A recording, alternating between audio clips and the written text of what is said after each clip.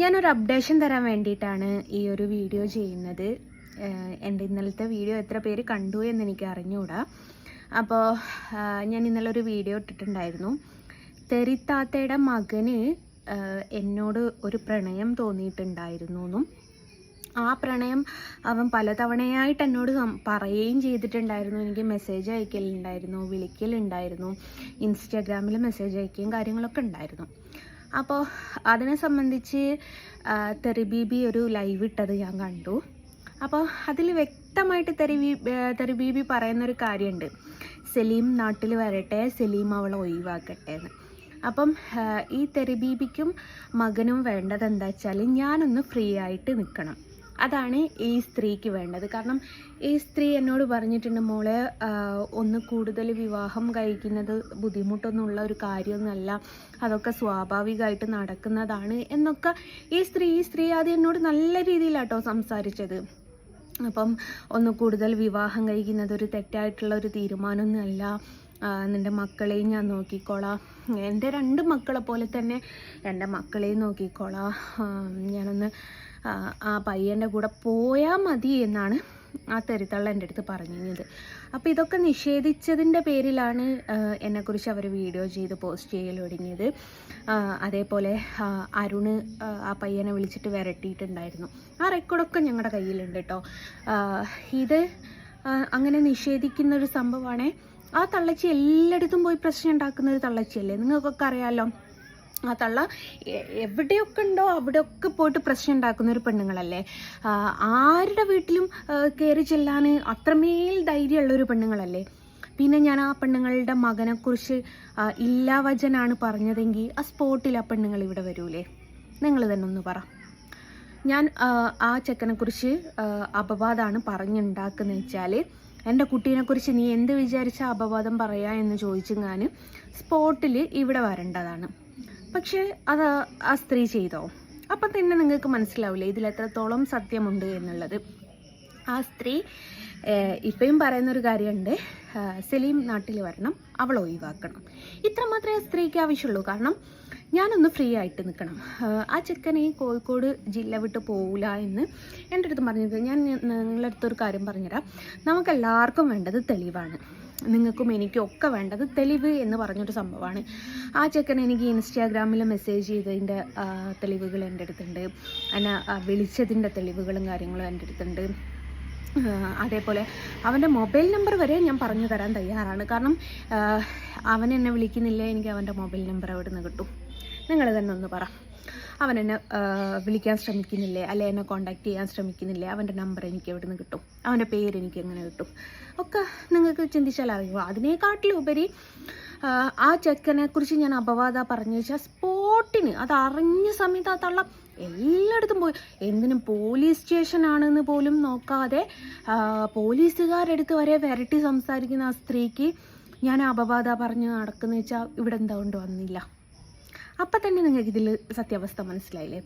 അപ്പോൾ ചെക്കൻ ഇന്നലെ ഞാൻ കേട്ടു നിഷേധിച്ചതൊക്കെ. അപ്പോൾ അവൻ നിഷേധിക്കും. അവൻ എന്നോട് പറഞ്ഞതെന്ന് വെച്ചാൽ ഞാൻ കോഴിക്കോട് ജില്ല വിട്ട് പോവില്ല, അവനൊരു ജീവിതമുണ്ട്, അവൻ എൻ്റെ കൂടെ ഉണ്ടാവുള്ളൂ, അതിനവൻ ഏതറ്റം വരെ പോവും എന്നൊക്കെയാണ് പറയുന്നത്. ഇതൊക്കെ പോസിബിളായിട്ടുള്ള കാര്യമാണോ ഗൈസ്? കാരണം അവൻ തന്നെ പറയുന്നുണ്ട്, അവൻ്റെ അമ്മ ശരീരം വിട്ട് ജീവിക്കുന്നത് അവൻ്റെ അറിവോടെയും സമ്മതത്തോടെയും കൂടെയാണ് എന്ന്. അപ്പം അമ്മേനെ ശരീരം വിൽക്കാൻ വേണ്ടിയിട്ട് സഹായിക്കുന്നത് ഈ മകനാണ്. അപ്പം അങ്ങനത്തെ ഒരു മകന് കല്യാണം കഴിച്ച പെണ്ണെന്നോ 30-33 വയസ്സുള്ള പെണ്ണെന്നോ 2 മക്കളുള്ള പെണ്ണെന്നോ ഒന്നും അവന് നോക്കേണ്ട ആവശ്യമില്ല. അവനെന്താ, അവനൊരാളെ കണ്ട് ഇഷ്ടപ്പെട്ടു. ഇൻസ്റ്റാഗ്രാമിൽ എനിക്ക് വർഷങ്ങൾക്ക് മുമ്പ് മെസ്സേജ് ചെയ്തിട്ടുണ്ട് കേട്ടോ. അപ്പം ഈ സ്ത്രീ ഇതറിഞ്ഞ് ഞാൻ ആ പയ്യനെ വിവാഹം കഴിക്കാൻ സമ്മതമല്ല എന്ന് പറഞ്ഞ് അന്ന് തൊട്ടിട്ടാണ് ഈ സ്ത്രീക്ക് എന്നോടൊരു വിരോധം തുടങ്ങിയത്. അല്ലാത്ത പക്ഷം ഞാൻ പറഞ്ഞല്ലോ, ഈ സ്ത്രീക്ക് എന്നോട് വിരോധം തോന്നേണ്ട ഒരാവശ്യമില്ല. മതം വെച്ചിട്ട് പറയാച്ചാൽ ഞാൻ ഇതുവരെ മതത്തിൽ നിന്ന് പുറത്തു പോയൊരു വ്യക്തിയല്ല. ഞാൻ എക്സ് മുസ്ലിമും അല്ല, ന്യൂ മുസ്ലിമും അല്ല. അതേപോലെ അല്ലെങ്കിൽ നമ്മൾ ഏതെങ്കിലും മതത്തെ കുറ്റം പറയുന്ന ആൾക്കാരാണെങ്കിൽ അങ്ങനെ ഞാൻ ഒരു മതത്തെയും ഹിന്ദു മതത്തെയായി, ക്രിസ്ത്യൻ മതത്തെയായി, മുസ്ലിം മതത്തെയായി 3 ബഹുമാനിക്കുന്ന ഒരു വ്യക്തിയാണ്. പിന്നെ അങ്ങനെ എന്തെങ്കിലും ശത്രുത ഉണ്ടെങ്കിൽ ഈ മുസ്ലിം മതസ്ഥർ കുറേ ഉസ്താദുമാരും കാര്യങ്ങളൊക്കെ ഇല്ലേ പ്രഭാഷണം പറയുന്നോല്, അവരാരും എന്നെക്കുറിച്ച് മോശമായിട്ട് പറഞ്ഞിട്ടില്ലല്ലോ. പിന്നെ ഈ സ്ത്രീക്ക് മാത്രം എങ്ങനെയാണ് ഞാൻ മോശക്കാരിയായത്? ഈ സ്ത്രീക്ക് മാത്രം എങ്ങനെയാണ് ഞാനൊരു പീഡന കേസുകാരിയായത്? അപ്പം നിങ്ങൾക്ക് മനസ്സിലായി, ആ സ്ത്രീക്ക് അറിയാം ഈ തെളിവുകളൊക്കെ വെച്ചിട്ട് ആ സ്ത്രീയുടെ മകൻ്റെ പേരിൽ ഞാൻ കേസ് കൊടുത്താൽ മകനായി എണ്ണി പോകുന്ന ആ സ്ത്രീക്കറിയാം. അതുകൊണ്ട് ആ സ്ത്രീ മുൻകൂട്ടി പറയുന്നുണ്ട്, അവളൊരു പക്ഷേ ചിലപ്പോൾ എൻ്റെ മകൻ്റെ പേരിലും കൊടുക്കും. അതിനേക്കാട്ടിലുപരി ആ സ്ത്രീയുടെ മൂത്ത മകനാണ് എനിക്ക് മെസ്സേജ് ചെയ്യുകയും എന്നെ വിളിക്കുകയും ഒക്കെ ചെയ്യുന്നത്. എന്നിട്ട് ആ സ്ത്രീ അവരുടെ രണ്ടാമത്തെ മകനാണ് വിളിച്ചത്, മെസ്സേജ് അയച്ചത് എന്നൊക്കെ പറഞ്ഞിട്ടുള്ള ഒരു ഡയലോഗ്. പിന്നെ ആ സ്ത്രീ പറയുന്നൊരു ഡയലോഗുണ്ട്, അവളുടെ വീട്ടിൽ പോയ സമയത്ത് എൻ്റെ കൂടെ എൻ്റെ രണ്ടാമത്തെ പയ്യനാണ് ഉള്ളതെന്ന്. ഈ ഞൊണ്ടിയായ ഈ സ്ത്രീക്ക് വാഹനം ഓടിക്കാൻ പറ്റൂല. അപ്പോൾ ആ സ്ത്രീ പറയുന്നത് അവരുടെ രണ്ടാമത്തെ മകന് 15 വയസ്സായിട്ടേ ഉള്ളൂ എന്ന്. ആ 15 വയസ്സായ മകന് വാഹനം ഓടിക്കാനുള്ള ലൈസൻസ് ഉണ്ടോ? അപ്പം തന്നെ നിങ്ങൾക്ക് മനസ്സിലായില്ലേ അത് കള്ളത്തരമാണ്. മൂത്ത പയ്യന് അവന് എന്നെ കാണണമെന്നുള്ള അതിയായ ആഗ്രഹം കൊണ്ടാണ് വന്നതെന്നുള്ളത് മനസ്സിലായില്ലേ? തള്ള പറയുന്നൊക്കെ കള്ളത്തരാണ്. അപ്പോൾ ആ കള്ളത്തരങ്ങളൊക്കെ പൊളിഞ്ഞു പോകുന്നു എന്നുള്ള ഒരു സംഭവം. ഇപ്പം കോഴിക്കോട് വന്നിട്ട് ജാമിദ ടീച്ചറെ ടാർഗറ്റ് ചെയ്യുകയാണെന്ന് പറഞ്ഞ്, ജാമിദ ടീച്ചറെ ടാർഗറ്റ് ചെയ്യുന്ന ഒരു വ്യക്തി എന്തിനെൻ്റെ വീട്ടിൽ വരണം? മനസ്സിലായോ?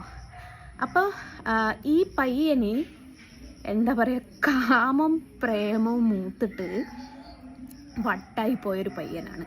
ഞാൻ പറഞ്ഞില്ലേ, ഒരു മൊയന്ത പോലത്തെ ഒരു പയ്യനാണ്. ഞാൻ എപ്പോഴും വിചാരിക്കും ആ സ്ത്രീക്ക് ഈ ചെക്കനെ മണക്കലില്ലേ. ചെക്കൻ കുളിക്കുകയൊന്നുമില്ല കേട്ടോ, ഒരു കുളിക്കുകയില്ല, നനയ്ക്കുകയില്ല, ഡ്രസ്സും മാറൂല, ഉടുത്ത ജഡ്ഡി മാറിയിട്ട് തന്നെ എത്ര കാലമായി എന്ന് ചെക്കനോട് ചോദിക്കേണ്ടി വരും. അമ്മ അതിലത്തൊരു ചെക്കനാണ്. നാറും, എനിക്കതിനെ കാണുമ്പോൾ തന്നെ അറപ്പാ. അങ്ങനെ അത്രമേൽ അറപ്പുള്ളൊരു ചെക്കൻ്റെ കൂടെ ഞാനെൻ്റെ 2 മക്കളെയും എന്നെ നോക്കുന്ന എൻ്റെ ഭർത്താവിനെ ഒഴിവാക്കി പോകണമെന്ന്. എന്നിട്ട് തള്ളച്ചിക്ക് ഇപ്പോൾ വേണ്ടത് എന്നെ എന്നെങ്ങനെയെങ്കിലും ഡിവോഴ്സ് ആയി കിട്ടണം. ഞാൻ ഒറ്റക്കായാൽ ആ സ്ത്രീ തന്നെ പറഞ്ഞിക്ക്, നിനക്കൊരു എണതുണ ഇല്ലാണ്ടാവുന്ന സമയത്ത് നിനക്ക് വരണം തോന്നിയാൽ അന്നും ഞങ്ങൾ സ്വീകരിക്കുമെന്ന് പറഞ്ഞിട്ടുണ്ട്. അപ്പോൾ ആ സ്ത്രീയുടെ വിചാരം എന്നെ ഇവരിൽ നിന്നൊക്കെ അകറ്റിയാൽ ഞാൻ ആ മൊയന്ത പോലത്തെ ചെക്കനെ കല്യാണം കഴിക്കാൻ സമ്മതിക്കുമെന്നാണ്. വല്ലാത്തൊരു കഷ്ടം തന്നെ. അപ്പോൾ ആ സ്ത്രീ പറഞ്ഞതിൽ എല്ലാ സത്യാവസ്ഥയും ഞാൻ നിങ്ങളുടെ അടുത്ത് പറയണം. ഞാൻ പറഞ്ഞല്ലോ, ആ സ്ത്രീ തന്നെ പറയുന്നുണ്ട്, അവളുടെ വീടിൻ്റെ അടുത്ത് ഞാൻ എൻ്റെ ഇളയ കൊച്ചിനെയും കൊണ്ടാകും, മുടന്നുള്ള ഇവക്ക് വണ്ടി ഓടിക്കാൻ പറ്റില്ല. 15 വയസ്സായ ചെക്കനാ വണ്ടി ഓടിക്കുക. അപ്പോൾ ഈ കള്ളത്തരങ്ങളൊക്കെ വെളിച്ചത്ത് ചാടിയില്ലേ? അപ്പോൾ ഈ ഒരു സത്യാവസ്ഥ നിങ്ങളുടെ അടുത്ത് പറയാൻ വേണ്ടിയിട്ടാണ് ഈ വീഡിയോ ചെയ്തത്. ഇതാണ് സംഭവം. അതുകൊണ്ടാണ് ഈ സ്ത്രീ എന്നെ ഉപദ്രവിക്കുന്നത്. ഓക്കെ, ടാറ്റാ.